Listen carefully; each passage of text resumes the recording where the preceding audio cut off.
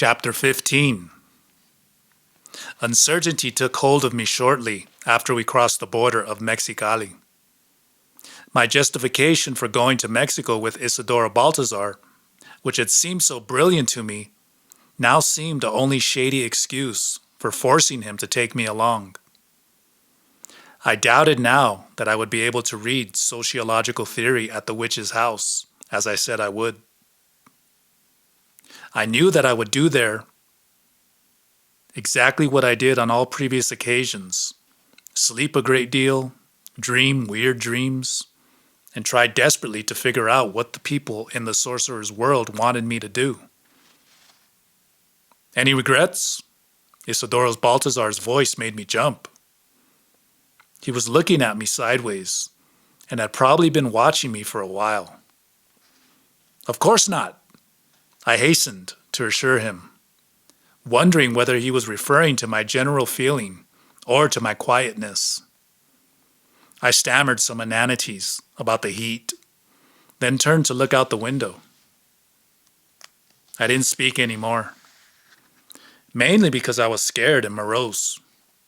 I could feel anxiety crawling on my skin like a swarm of ants. Isidoro Baltazar, on the other hand, warmed up to his ebullient best. He was elated. He sang and told me inane jokes. He recited poetry in English, Spanish, and Portuguese. Even tidbits of spicy gossip about people we both knew at UCLA failed to dispel my gloom. That I wasn't a responsive audience didn't mean a thing to him.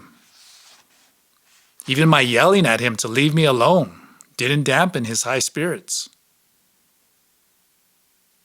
If people were watching us, they would believe that we'd been married for years, he commented in between fits of laughter. If sorcerers were watching us, I thought dejectedly, they would know that something is wrong. They would know that Isidoro Baltazar and I are not equals.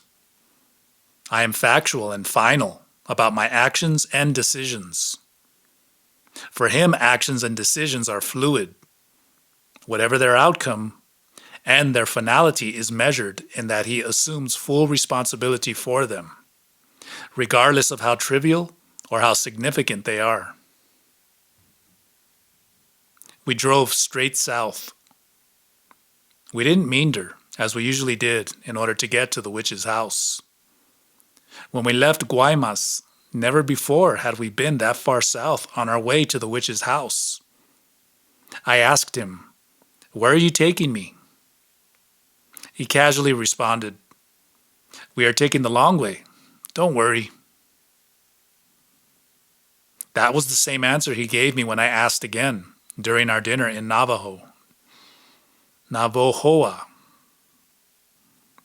We left Navajoa behind and drove south, heading toward Mazatlan. I was beside myself with worry.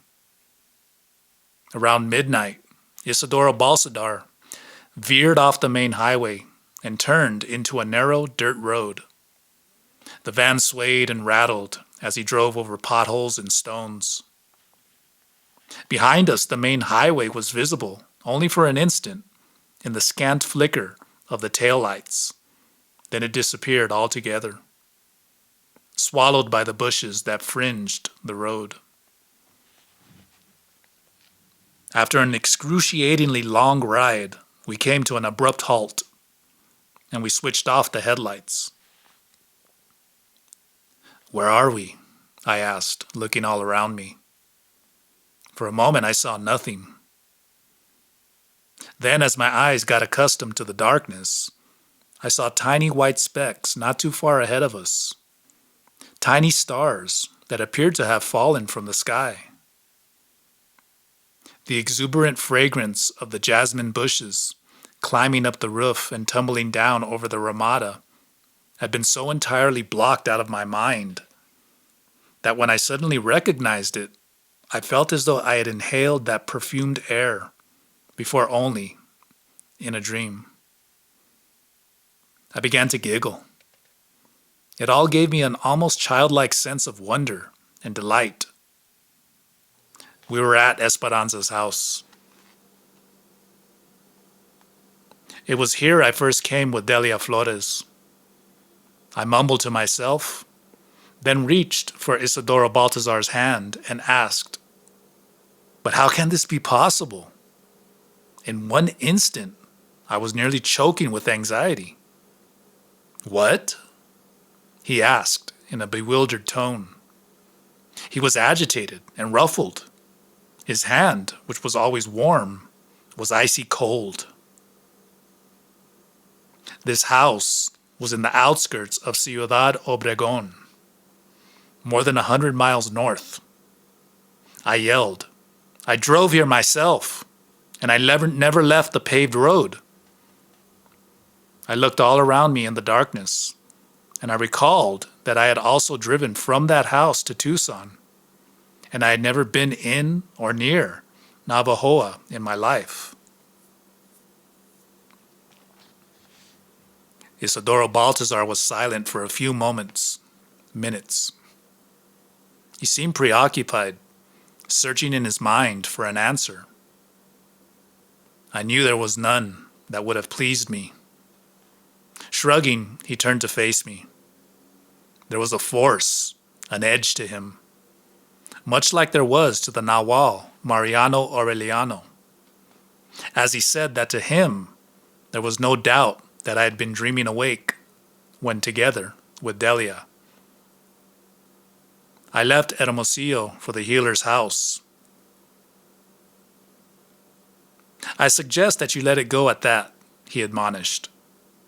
"I know from personal experience how the mind can go in circles trying to arrange the unarrangeable." I was about to protest when he cut me off and pointed to the light moving toward us. He smiled in anticipation, as though he knew exactly to whom that enormous, swaying shadow on the ground belonged. "It's the caretaker," I murmured in astonishment, as he came to stand in front of us. Impulsively, I put my arms around his neck and kissed him on both cheeks. "I never expected to see you here," I muttered. He smiled sheepishly, but didn't talk to me. He embraced Isidoro Baltazar, patting him repeatedly on the back, the way Latin men are wont to do when greeting each other. Then mumbled something to him. Hard as I tried to listen, I couldn't understand a single word. He led us to the house. There was something forbidden about the massive front door. It was closed. So were the barred windows. No light, no sound escaped the thick walls. We circled the house to the backyard, enclosed by a high fence, to the door that led directly to a square room. I felt reassured upon recognizing the 4 doors. It was the same room I had been taken to by Delia Flores. It was as sparsely furnished as I remembered it. A narrow bed, a table, and several chairs. The caretaker placed the oil lamp on the table and then urged me to sit down. Turning to Isidoro Baltazar, he draped an arm around his shoulders and walked with him out into the dark corridor. The suddenness of their departure left me stunned. Before I fully recovered from my surprise and my indecision as to whether I should follow them, the caretaker reappeared. He handed me a blanket, a pillow, a flashlight, and a chamber pot. "I would rather use the outhouse," I said primly. The caretaker shrugged his shoulders, then pushed the chamber pot under the bed. "Just in case you have to go in the middle of the night." His eyes glinted with emphatic glee as he told me that Esperanza kept a big black watchdog outside. He doesn't take kindly to strangers wandering across the yard at night. As if on cue, I heard a loud barking. "I'm not a stranger," I said casually, trying to ignore the ominous note in the beast's barking. "I've been here before. I know the dog." The caretaker lifted his brows in surprise, then asked, "Does the dog know you?" I glared at him. He sighed, and, reaching for the oil lamp on the table, he turned to the door. "Don't take away the light," I said, stepping quickly in front of him to block his way. I tried to smile, but my lips stuck to my teeth. "Where is everybody?" I finally managed to ask. "Where are Esperanza and Florinda?" "At the moment, I'm the only person who's here," he said. "Where is Isidoro Baltazar?" I asked, panic-stricken.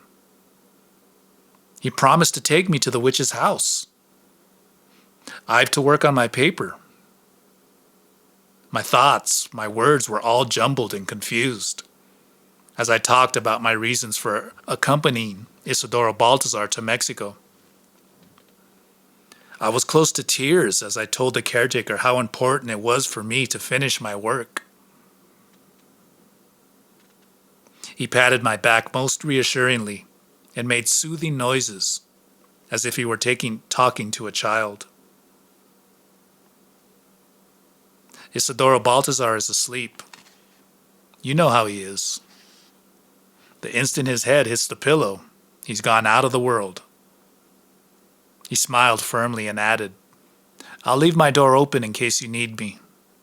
Just call me if you have a nightmare or something, and I'll come right away." Before I had a chance to tell him that I hadn't had one since the last time I was in Sonora, the caretaker disappeared down the dark corridor.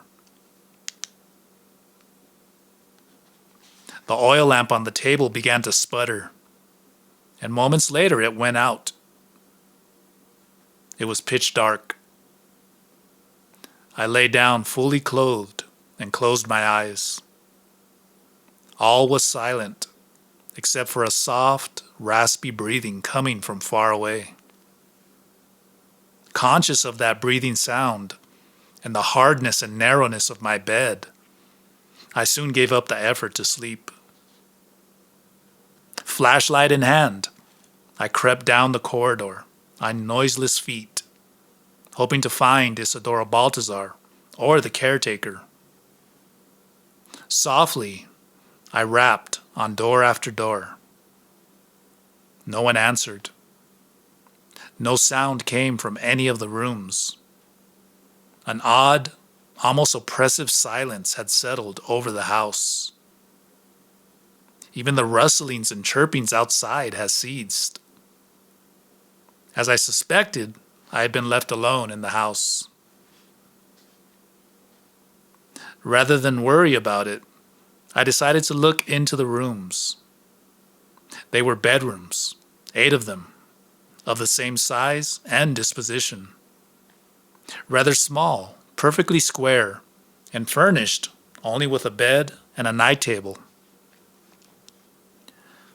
The walls and the 2 windows in all of them were painted white, and the tile floors were of an intricate design. I opened the sliding doors of the closets by gently pushing their bottom left corners with my foot.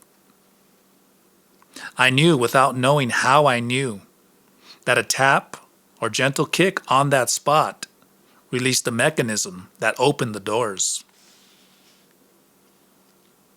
I moved the folded blankets stacked up on the floor in one of the closets and got to a small secret door. I released the concealed deadbolt, disguised as a wall light socket. Since I was beyond being surprised, I accepted my knowledge of the trapdoors, a knowledge that was, of course, inadmissible to my conscious mind. I opened the small, secret door, crawled through the tiny opening, and found myself in the closet of the next room. With no great astonishment, Since I already knew it, I discovered that by squatting through these secret openings, I could go from one to another of the 7 rooms. I swore under my breath as my flashlight went out. Hoping to revive the batteries, I took them out and screwed them back in again. It was no use. They were dead. The darkness was so intense in these rooms that I couldn't see my own hands. Afraid of hitting myself against a door or a wall, I slowly felt my way into the corridor. The effort was so great I was gasping and shaking as I pulled myself upright and leaned against the wall. I stood in the corridor for a long time, wondering in which direction to go to find my own room. From the distance came fragments of voices. I couldn't tell whether the sound came from inside the house or from the outside. I followed the sound. It led me to the patio. I vividly recalled that green, almost tropical patio past the stone archway with its ferns and thick foliage, its fragrance of orange blossoms and honeysuckle vines. I hadn't taken but a few steps when I saw the enormous silhouette of a dog shadowed against the wall. The beast growled. Its blazing eyes sent a chill running up my spine. Instead of giving in to my fear, or perhaps because of it, I felt the strangest thing happen. It was as if I had always been folded like a Japanese fan, or like a folded cutout figurine. Suddenly I unfolded. The physical sensation was almost painful. The dog watched me, confused. It began to whine like a puppy. It flapped its ears and coiled on the ground. And I stood there glued to the spot. I wasn't afraid. I simply couldn't move. Then, as if it were the most natural thing in the world, I folded back, turned around, and left. This time, I had no trouble finding my room.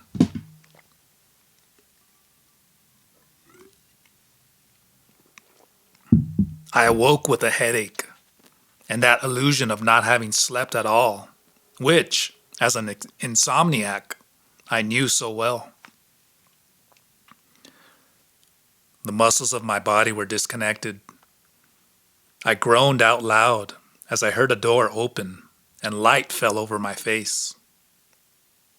Feebly, I tried to turn on my other side without falling off the narrow bed. "Good morning," Esperanza exclaimed, stepping into the room in a sweep of skirts and petticoats. "Actually, good afternoon," she corrected herself, pointing at the sun through the open door.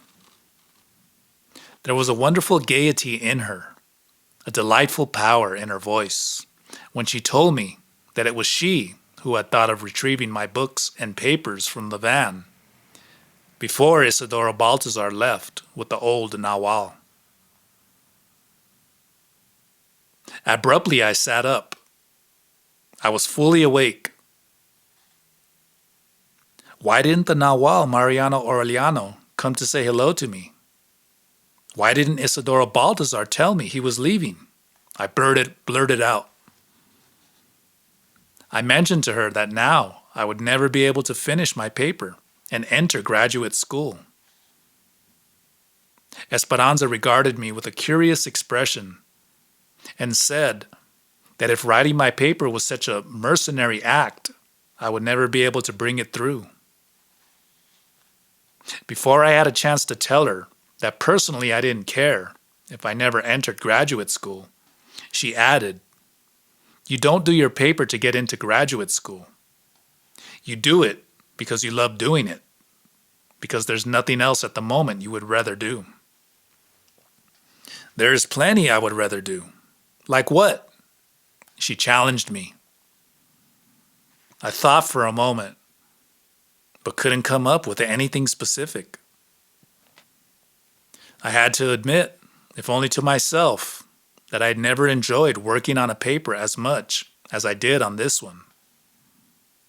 For once, I had started with the reading and research at the beginning of the term instead of waiting, as I usually did, until a few days before the paper was due. It was the knowledge that it was my ticket into graduate school that had spoiled my enjoyment. Esperanza, as if again privy to my thoughts, said that I should forget about graduate school and only think of writing a good paper. Once you're part of the sorcerer's world and begin to grasp the nature of dreams, you are on your way to understanding what sorcery is all about. And that understanding frees you. I looked at her puzzled. I couldn't figure out what she was trying to tell me. It frees you from wanting anything. Esperanza enunciated the sentence very carefully, as if I were deaf. She regarded me thoughtfully, then added, "Greed is your middle name, and yet you don't need or want anything." Her voice trailed off as she began to arrange my books, papers, and stacks of index cards on the table. Her face was radiant as she turned to look at me. In her hands, she held several pencils. "I sharpened them for you with the razor blade," she said. "I'll sharpen them for you whenever they get dull." She placed the pencils beside my legal-sized writing pad and then flung her arms wide as if to encompass the whole room. "This is a wonderful place for you to work. No one will bother you here." "I'm sure of that," I said. Seeing that she was about to leave, I asked her where Isidoro Baltazar had slept last night. "On his straw mat. Where else?" Giggling softly, she gathered up her skirts and petticoats and stepped out into the yard. I watched her until she disappeared behind the stone arch. My eyes hurt, dazzled from staring into the light. Moments later, there was a loud knock on one of the doors that opened into the corridor. "Are you decent?" the caretaker asked, pushing the door open before I had a chance to say that I was. "Nourishment for your brain," he said, placing a bamboo tray on the table. He poured me a bowl of clear broth, then urged me to eat the machaca, sonorense. Sonorense? I made it myself, he informed me. The mixture of scrambled eggs, shredded meat, onions, and hot chilies were delicious. "When you finish, I'll take you to the movies," he said. "When I finish eating?" I asked excitedly, stuffing a whole tortilla in my mouth. "When you finish with your paper," he clarified. As soon as I was done with the meal, he said that I had to get acquainted with the dog. "Otherwise, you won't be able to go outside, not even to the outhouse." I was about to tell him that I had actually met the dog and had gone to the outhouse last night, when, with a swift gesture of his chin, he motioned me to follow him into the yard. The big black dog lay curled up in the shade of the high fence of plaited cane. The caretaker squatted beside the animal and scratched it behind the ears. Bending even lower, he whispered something in the animal's ear. Abruptly, the caretaker rose. Startled, I stepped backward, falling on my seat The dog whined, and the caretaker, with one incredible leap, cleared the high fence. I scrambled to my feet and was about to run out of there fast when the dog stretched its forepaws and placed them on my feet. I could feel the pressure of the paws through my shoes. The dog looked up at me and opened its muzzle in a wide, drawn-out yawn. Its tongue and gums were blue-black. That's a sign of the finest pedigree. I was so startled to hear the caretaker behind me that I wheeled around. I lost my balance again and fell over the dog. I didn't dare move at first. Then slowly I eased my head to the side. The dog's amber-colored eyes were fixed on me. The dog bared its teeth, not in a growl, but in a most friendly, doggish smile. "Now you're friends," the caretaker pronounced, helping me up. "And it's time for you to start on your paper."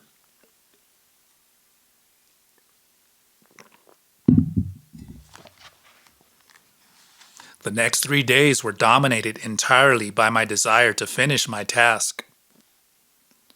I worked for long stretches, but somehow didn't feel the passing of time. It wasn't that I was so engrossed in my work that I lost track of the hours. Rather, time seemed to have transformed itself into a matter of space.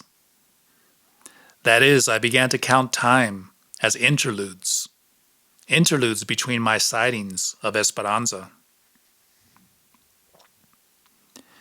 Every day around mid-morning, when I was eating my breakfast, whatever she had left for me in the kitchen, she would suddenly appear. Soundlessly, she seemed to materialize out of the perpetual bluish smoke that hung about the kitchen like a cloud. Invariably, she combed my hair with a coarse, wooden comb, but never said a word. Neither did I.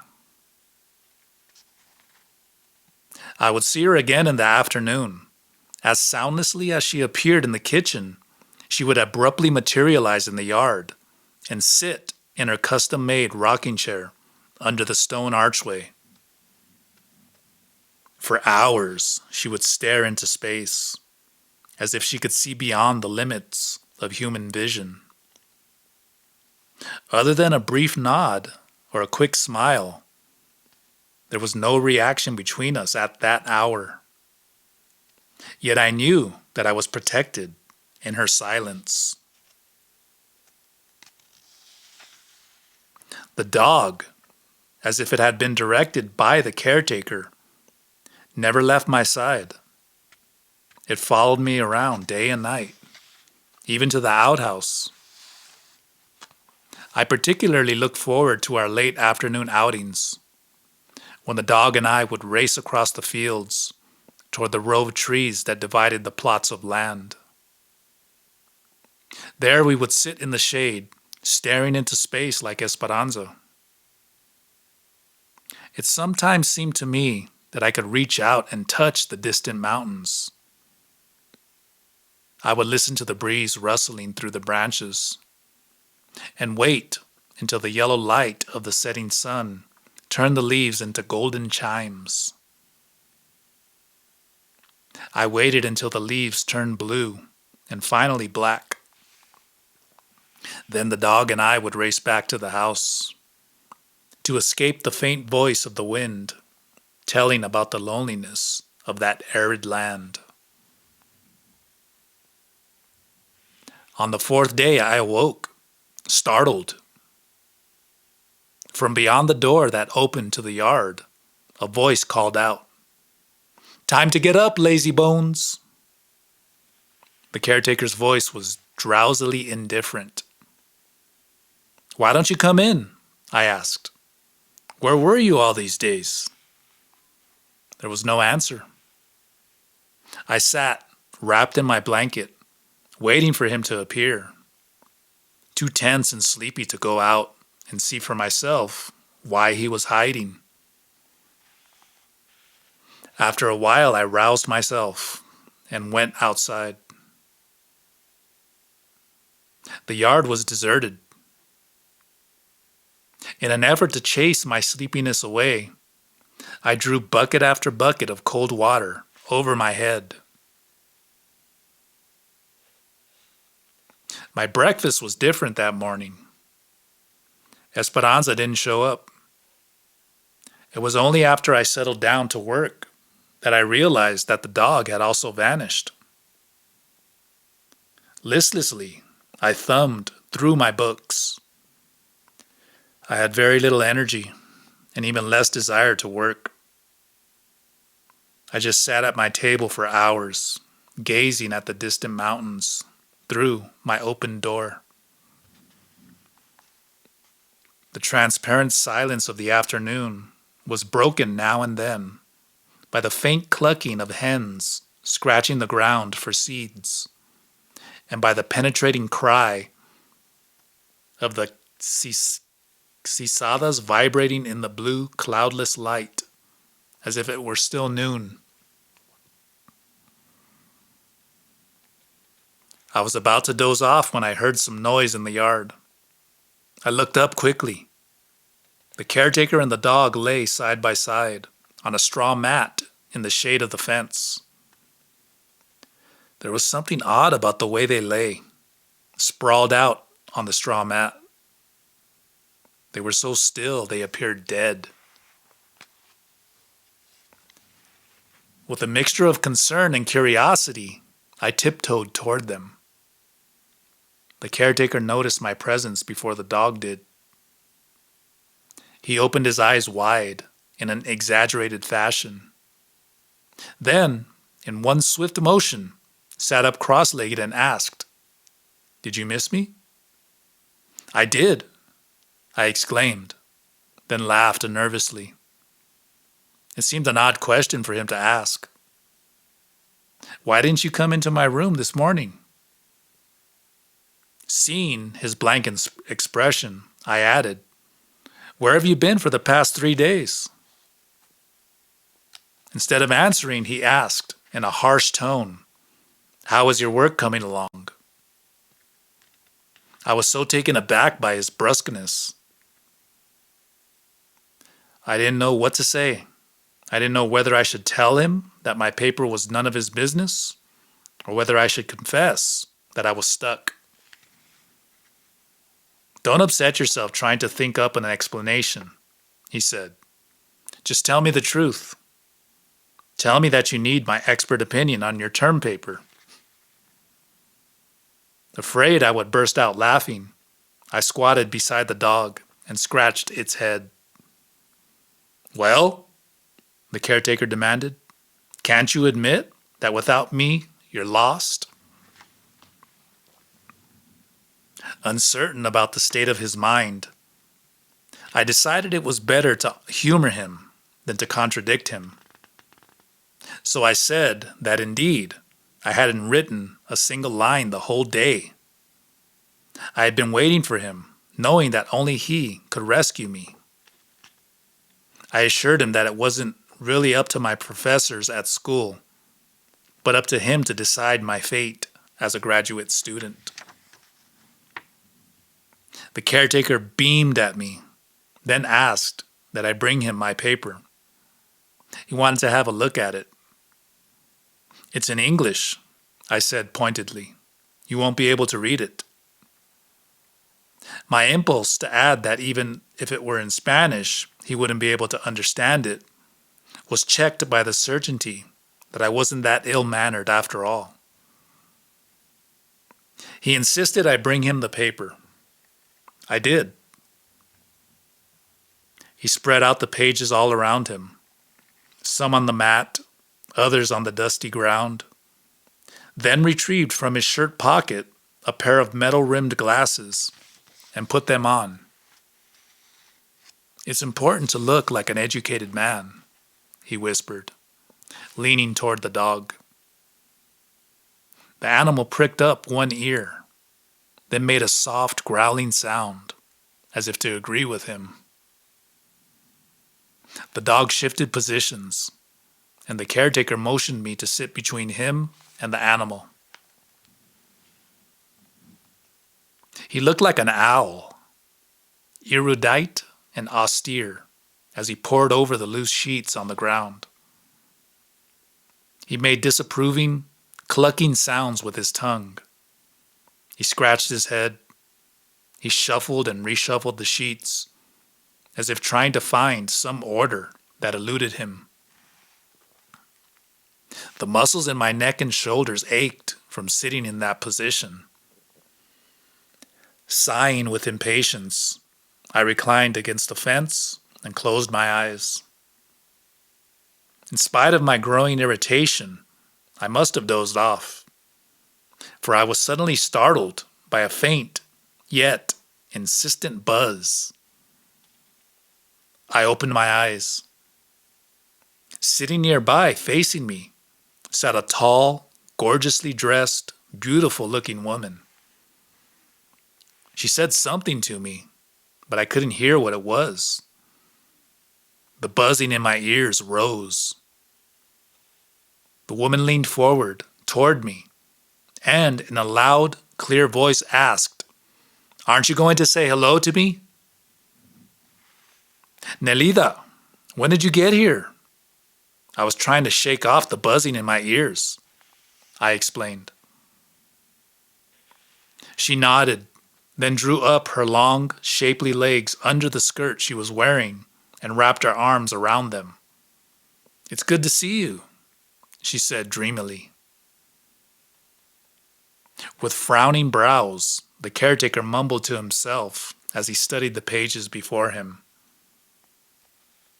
"Your scribbles are not only hard to read," he pronounced after a while, "but they don't make much sense."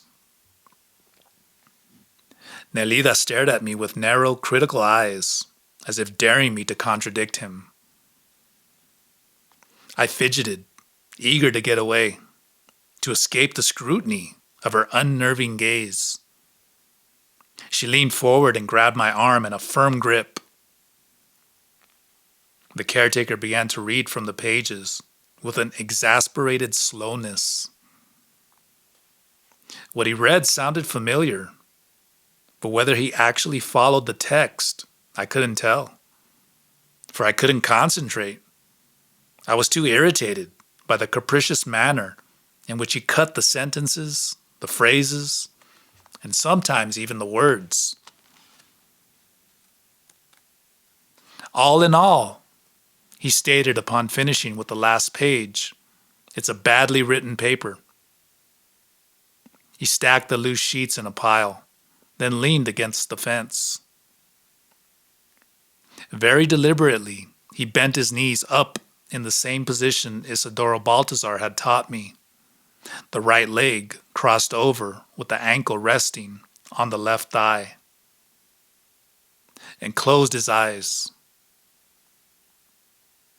He was silent for so long, I thought he had fallen asleep, and was thus startled when in a slow, measured voice he began to talk about anthropology, history, and philosophy. His thoughts seemed to come into being while he was talking, and words flowed out of him clearly and precisely, with a simplicity that was easy to follow, easy to understand.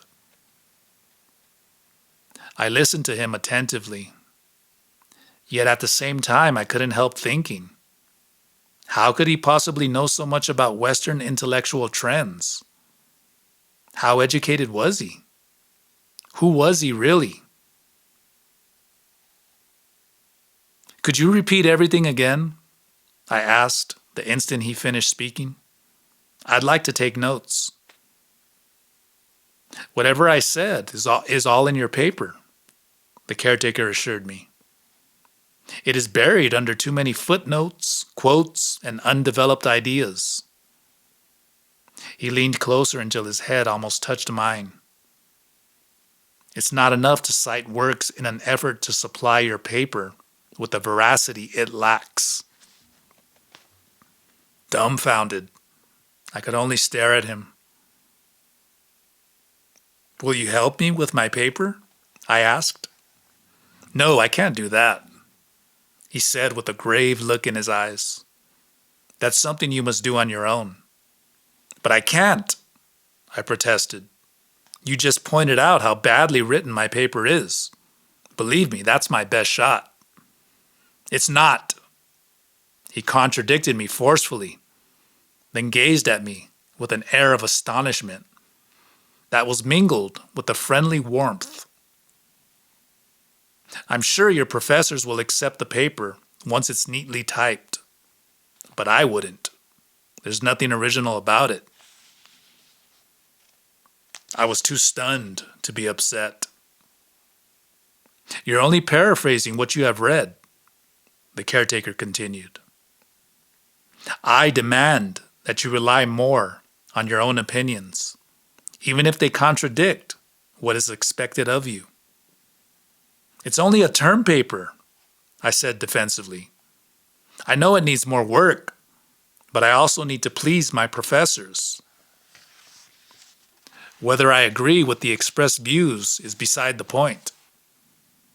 I need to get accepted into graduate school, and that entails, in part, pleasing my professors.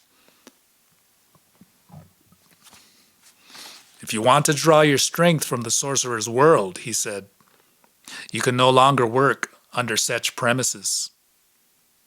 Ulterior motives are not acceptable in this magical world of ours. If you want to be a graduate student, then you have to behave like a warrior, not like a woman who has been trained to please. You know, even when you are bestially nasty, you strive to please. Now, whenever you write, since you are not trained to do writing, you can certainly adopt a new mood, the warrior's mood. What do you mean by the warrior's mood? I asked. Do I have to fight my professors? Not your professors, he said. You have to fight yourself, every inch of the way. And you have to do it so artfully and so cleverly that no one will notice your struggle. I wasn't quite sure what he meant, and I didn't want to know either. Before he could say anything else, I asked him how he knew so much about anthropology, history, and philosophy. Smiling, he shook his head. Didn't you notice how I did it? He asked, then proceeded to answer his own question. I picked the thoughts out of thin air. I simply stretched my energy fibers and hooked those thoughts, as one hooks fish with a fishing line, from the immeasurable ocean of thoughts and ideas that is out there. He made a wide gesture with his arms, as though to encompass the very air around him. To pick up thoughts, Isidoro Baltazar told me, one must know which are the ones that might be useful, I argued. So you must have studied history, philosophy, and anthropology. Perhaps I did at one time, he said undecidedly, scratching his head in perplexity. I must have.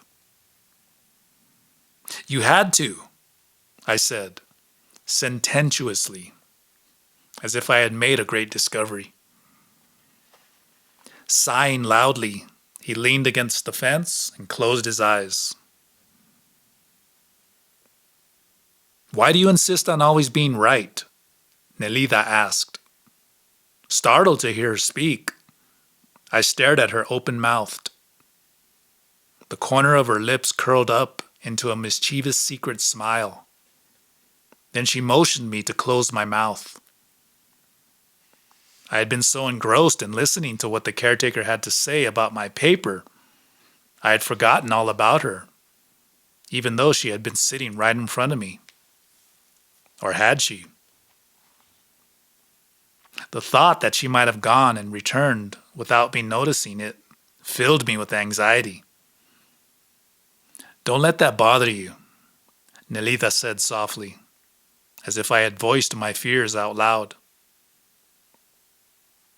We are in the habit of coming and going without anyone ever noticing us. Her tone canceled the chilling effect of her statement. Gazing from one to the other, I wondered whether they would actually vanish, unperceived, before my very eyes.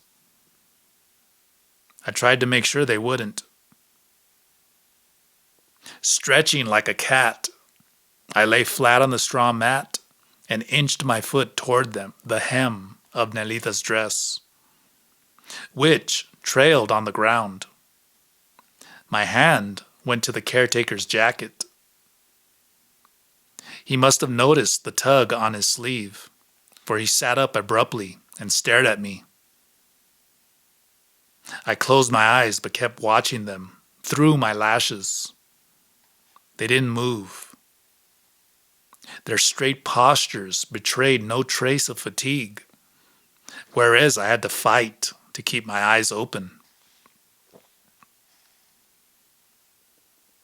A cool breeze, fragrant with the scent of eucalyptus, sprang up. Streaks of colored clouds trailed across the sky, and the deep, transparent blue grew slowly more diffused. It melted away so languidly, it was impossible to distinguish what was cloud and what was sky, what was day and what was night. With my foot on the hem of Nelita's dress and clutching on to the caretaker's jacket, as if my life depended on it, I fell asleep. It seemed that only moments had passed when I was awakened by a hand touching my face. "Florinda?" I whispered, knowing instinctively that the woman sitting beside me was someone else. She was murmuring something. I had the feeling she had been murmuring for a long time, and I had just awakened to hear what she was saying. I wanted to sit up. With a gentle but firm touch on my shoulder, the woman prevented me from doing so. A small flame flickered somewhere, unsteadily in the darkness. It shed a gentle, wavering pallor upon her face. It made her look ghost-like. She seemed to grow as she moved closer. Her eyes, too, grew larger as they stared down into mine. The arch of her brows, like a curve drawn with a black marker, was concentrated in a frown. "Nelida," I sighed with relief. Smiling faintly, she nodded. I wanted to ask her about the caretaker and about my term paper, but she pressed her fingers against my lips and continued with her murmurings. The sound grew fainter and fainter. It seemed to come from a great distance, and then it finally faded away altogether.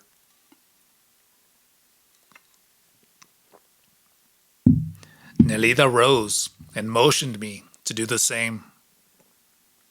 I did so and noticed that we were not outside in the yard, but in one of the empty bedrooms along the corridor. "Where's my term paper?" I asked, alarmed at the possibility that the wind might have scattered the pages. The idea that I might have to begin my work from scratch made me feverish. Nelida made an imperious gesture with her chin, motioning me to follow her. She was much taller than me and looked exactly like Florinda. Had it not been that she was so delicate, I wouldn't have been able to tell them apart. At that moment, she appeared as an unfinished version of Florinda, as Florinda must have been when she was younger. There was something so ethereal about Nelida, so frail, and yet so appealing. I used to joke with Isidora Baltazar that if I were a man, I would go for her. He had retorted, I had hoped in jest, that was perhaps the reason why Nelida hardly ever talked to me. We headed toward my room. I heard steps all around me. It couldn't be Nelida, I decided, for she walked so quietly. She seemed not to touch the ground. The absurd notion that I was hearing my own steps made me tiptoe as silently as a cat. Yet I still kept hearing the steps. Someone's feet moved like mine did, the same rhythm echoing slightly on the tile floor. I glanced back several times, but there was, of course, no one behind me. Hoping to dispel my fear, I giggled out loud. Nelida turned around abruptly. I thought she was going to reprimand me, but she too began to laugh. She put her arm around my shoulders. Her touch wasn't particularly warm or tender. I didn't care. I liked her. And her touch was very reassuring to me. Still giggling, and with the sound of footsteps all around us, we entered my room. A strange brilliance hung about the walls, as if a fog had seeped through the 4 doors in the room, which at the moment I could not see. The fog had changed the shape of the room, giving it strange contours, almost making it round. Regardless of how much I blinked and squinted, all I could see was the table I had been working on for the past 3 days. I stepped closer. To my relief, I saw my paper arranged in a neat pile. Next to it were all my pencils. They had been sharpened. "Nelida!" I cried out excitedly, wheeling around. I could no longer see her. The fog was denser now. It closed around me with every breath I drew. It seeped inside me, filling me with a deep, excited feeling of lightness and lucidity. Guided by some invisible source, I sat at the table and spread out the pages all around me. Right under my watchful eyes, the entire structure of my paper emerged, superimposing itself on my original draft like a double exposure on a frame of film. I lost myself in admiration of the skilled development of the themes, as if they were being maneuvered by some invisible hand that thought and wrote. The paragraphs rearranged themselves, imposing a new order. It was all so gorgeously clear and simple that I laughed out of joy. "Write it down." The words echoed softly in the room. Curious, I glanced all around me, but I saw no one. Knowing that whatever I was experiencing was definitely more than a dream, I reached for my notepad and a pencil and began to write with a furious speed. Ideas came to me with an incredible clarity and ease. They pulsated in my head and in my body like sound waves. I simultaneously heard and saw the words. Yet, it wasn't my eyes or my ears that perceived what was there before me. Rather, it was some filaments within me that were reaching out, and like some noiseless vacuum cleaner, sucking up the words shining before me like dust particles. After a while, the order superimposed on my paper began to blur. One by one, the lines faded away. Desperately, I tried to hold on to this splendid structure, knowing that it would all vanish without a trace. Only the memory of my awareness of that magnificent lucidity remained. And then that, too, was extinguished, as if a candle had been blown out. A curl of fog, as fine as a thread, lingered in the room. Then it withdrew in little ripples, and an oppressive darkness closed in around me. I was so drained, I knew I was going to faint. Lie down. I didn't even bother to look up, knowing that I wouldn't be able to see anyone. With great effort, I rose from my chair and staggered to my bed.